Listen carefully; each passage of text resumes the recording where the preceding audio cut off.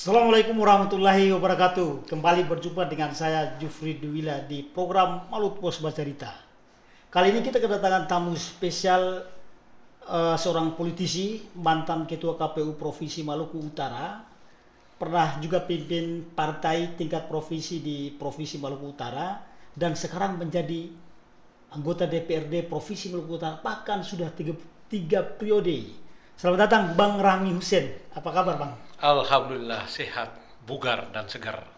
Alhamdulillah. Iya Bang, tentu kita berbincang tentang seputar partai politik yang saat ini Abang pimpin, yakni Partai Demokrat Provinsi Maluku Utara. Nah, kita akan memulai dengan kepemimpinan Abang. Saat ini terpilih lagi menjadi ketua partai. Ya, saya juga bersyukur. Iya. Sekaligus ini adalah tantangan pada diri saya dan seluruh jajaran pengurus Demokrat Provinsi Maluku Utara untuk bekerja dan berjuang lebih keras lagi untuk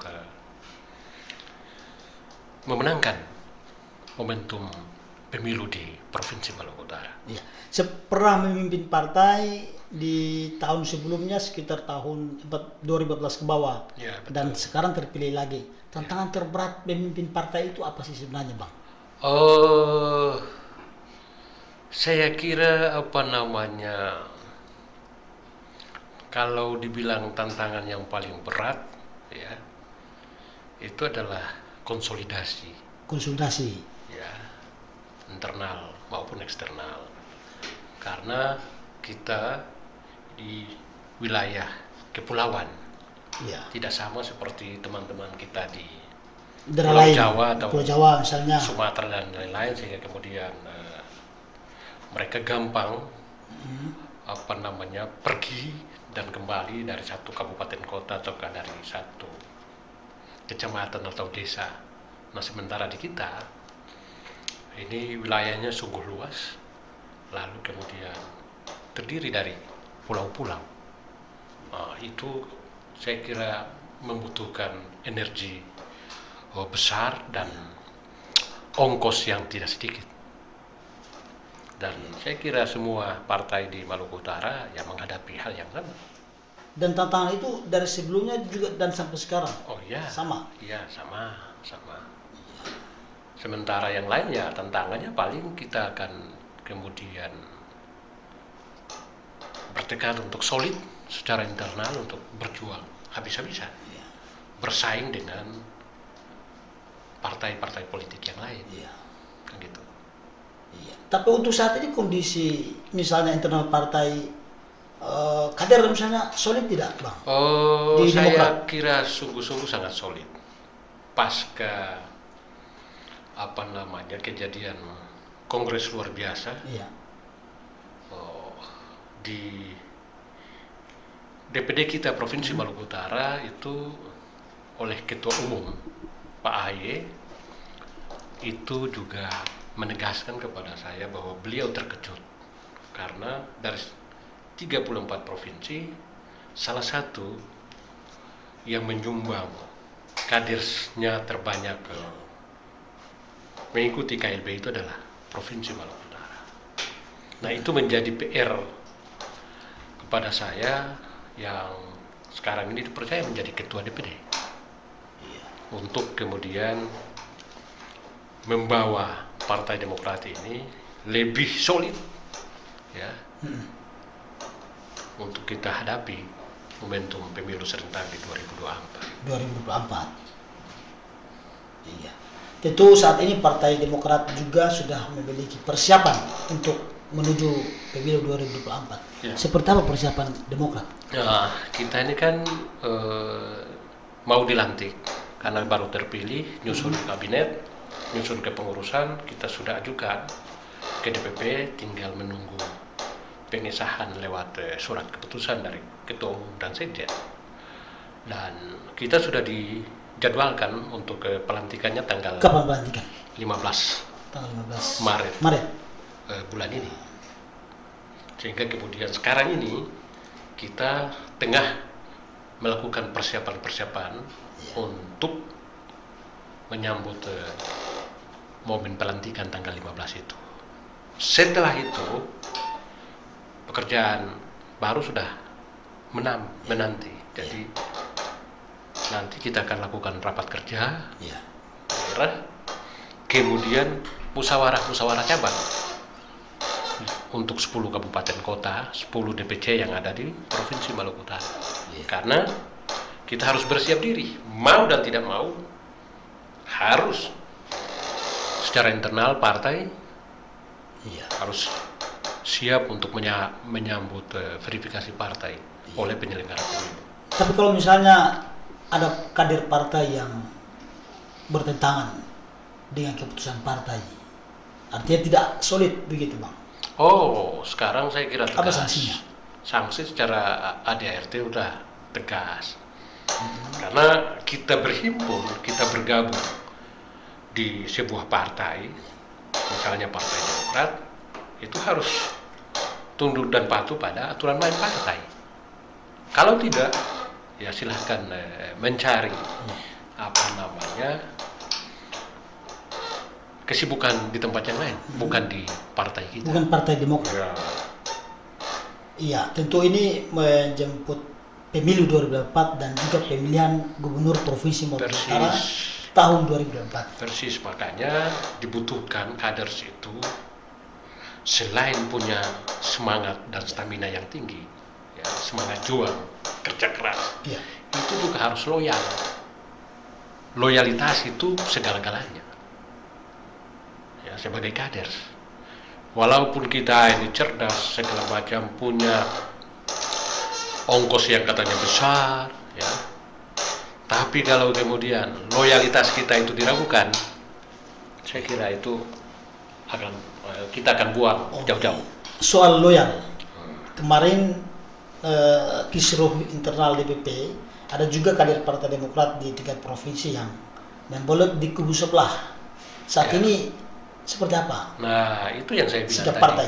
Itu yang saya bilang bahwa ketua umum kami, Iya. Pak AHY, itu mewanti-wanti bahwa dari 34 provinsi itu Maluku Utara beliau terkejut. Ternyata menyumbang ada begitu banyak kader yang membelot mengikuti kongres luar biasa di Delhi itu. Di di Medan itu. Oleh karena itu tidak ada ampun bagi mereka. Tidak ada ampun. Tidak ada ampun. Itu artinya akan dipecat. Sudah dipecat, sudah. Dan sudah dipecat. Sudah dipecat. Sehingga kemudian dalam kepengurusan kami ini pun tidak boleh orang-orang yang sudah dipecat itu mau kita ambil. Saya kira Bisa sebut siapa-siapa yang dipecat, Bang? saya kira sudah sudah viral di media, sudah kan? viral, ya. Ada beberapa. Nah, jadi loyalitas itu adalah segala-galanya kalau kita berpartai. Oke, berarti untuk menjemput pemilu 2024 kader harus solid, Bang. Harus wajib, loyal, harus solid ya, dan kerja keras. dan kerja keras. Target kursinya berapa lagi, Bang? Di Nah. 2024 untuk DPR provinsi. Kita ini kan sekarang posisi kita di DPR provinsi itu kan 4 kursi 4, iya. dari 5 dapil, ya. Kita kehilangan satu kursi di 2 kali pemilu itu di dapil 3. Dapil 3 itu Kota Tidore, Ya. Halmahera Tengah, sama Halmahera Halmahera Timur. Timur. Nah, oleh karena itu kita bertekad di tahun 2024 dapil itu harus terisi. Terisi Sehingga semua. Harus terisi sehingga minimal kita akan meraih 5 kursi. Iya. Minimal 5 kursi. Iya, iya. Oke. Ini Target yang paling minimal itu 5 kursi. Tapi saya membayangkan bahwa dapil 1 Kota Ternate Halmahera bisa Barat akan terjadi tambahan kita bisa meraih 2 kursi. 2 kursi. Kalau dari sekarang kita solid, Ya. kita kompak dan kita bekerja keras untuk itu. Intinya bekerja keras, solid dan loyal, Iya, betul. serta kompak ya, Bang. Betul. Ya, ini hal yang paling menarik yang akan kita bahas hari ini juga tidak terlepas dari menuju pemilihan gubernur Provinsi Maluku Utara. Adakah figur yang sudah disiapkan oleh Partai Demokrat untuk pilgub. Ya. Kan Demokrat punya kursi yang banyak, 4 kursi. Itu menjadi modal secara politik di Persis. kontestasi politik pilgub ini. Persis. Ya, Ya. Saya kira kita harus objektif. Untuk kalau bicara figur, kita dari 10 kabupaten kota hanya punya 1 bupati, yakni Halmahera Barat. itu punya Demokrat. Uang, iya. Yang juga adalah ketua DPC Halmahera Barat. Nah, di luar itu tidak ada. Nah, Itu artinya apa? dibanding dengan partai-partai lain. Oleh karena itu, kita tadi saya bilang harus objektif, Ya, melihat peluang-peluang yang ada, sehingga saat ini yang dibutuhkan adalah kita membuka diri, membangun komunikasi politik ya, dengan partai-partai yang ada maupun dengan figur-figur atau tokoh-tokoh yang ya. ada. Nah, kalau kemudian saatnya mereka berkomitmen sehati dengan kita, tidak mustahil kita akan kemudian berkoalisi untuk mendukung. Karena politiknya memang mesti begitu. Itu artinya Demokrat membuka peluang kepada siapa saja untuk Persis. bisa Persis. maju di Demokrat dengan Demokrat. Ya, pada saatnya kita akan membuka diri, melakukan pendaftaran secara terbuka. Siapa saja bisa mendaftar, ya kan? Lalu kita nanti ajukan ke DPP. Tentu saja, ya, partai ini sejak lama itu sangat percaya terhadap hasil survei. Ya, Oleh karena itu, dukungan kita pun tidak akan sembarangan. Ya kan, kita akan lihat kansnya yang bersangkutan, peluangnya untuk menang atau tidak ya. pada pemilu kada 2024 nanti. Ya. Kan gitu. Oke, Malut Pos pernah rilis para bakal calon yang berpotensi untuk maju di pilgub. Di antaranya Muhammad Kasuba, Oke. Ahmad Hidayat Mus, di sana juga ada Beni Laus. Oh. Mungkin yang akan nanti muncul dari birokrat, misalnya Taufik Majid. Di antara calon-calon yang potensial tersebut, tidak ada satupun yang nanti dilirik oleh Demokrat. Oh, saya kira tadi saya bilang bahwa komunikasi politik akan kita bangun, akan kita buka sampai jelang pemilihan kepala daerah di tahun 2024. Nah, tokoh-tokoh yang tadi disebutkan, saya kira berpeluang, ya, berpeluang, sungguh-sungguh berpeluang untuk berkoalisi dengan Partai Demokrat. Nah, karena kita saat ini 4 kursi, tentu saja insya Allah kalau ke depan dia naik 5 pun, Iya. kita tetap harus membangun koalisi dengan partai lain. Betul. Di antara beberapa partai yang ada saat ini, Demokrat lebih tertarik berkoalisi ke partai mana? Oh, kita partai terbuka. Partai terbuka. Iya, partai terbuka. Nah, pada beberapa waktu lalu PKS itu sudah silaturahmi ke kantor kami. PKS. Ya, dan saya kira itu hal yang baik, hal yang positif. Silaturahmi untuk kepentingan Ya, membangun komunikasi komunikasi politik. Ya, dan mengajak, ya kalau bisa nanti saatnya kita bisa berkoalisi. Dan kami bilang, oh, silahkan saja. juga menyangkut pilgub. Oh iya, iya. Berarti selama ini yang baru datang ke Demokrat baru PKS. Baru PKS secara organisator. Ya, Ya. ya. Tapi di luar itu, saya kira per individu, Ya. tokoh-tokoh partai maupun yang tidak, ya berpartai juga sudah membangun komunikasi politik dengan Demokrat. Ya. Baik lewat DPP maupun lewat kita di daerah. Gitu. Iya. Oke.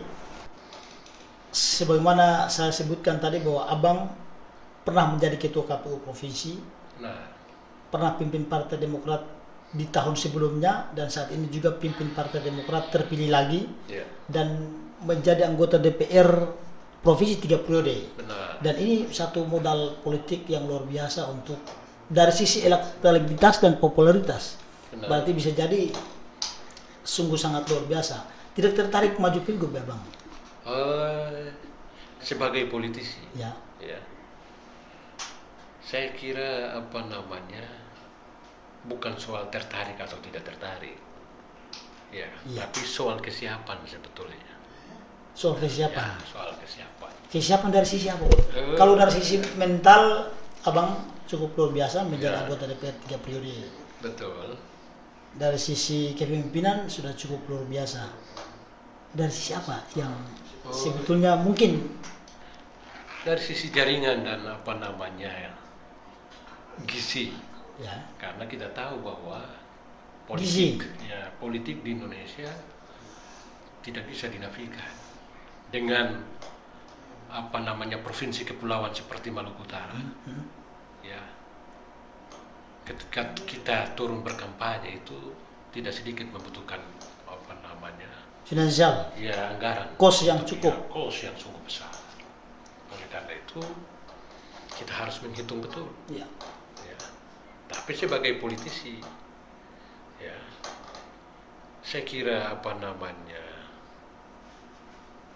tadi yang disampaikan itu secara mental kita siap sedia, ya kan? Yang lain bisa, kenapa kita tidak? Ya. Kan begitu. Apalagi Maluku Utara sebetulnya kita butuh anak muda Ya. yang energik, ya.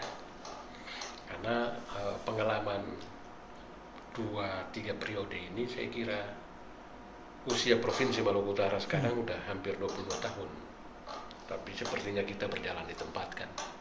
Nah, ini butuh energi muda yang visioner sehingga kemudian berani melakukan terobosan-terobosan dalam kebijakan pembangunan ketika dia jadi gubernur. Ya. Ya, jangan berpikir yang biasa-biasa aja, nggak boleh. Kalau kita mau mengalami lompatan yang agak cepat, daerah ini dimajukan.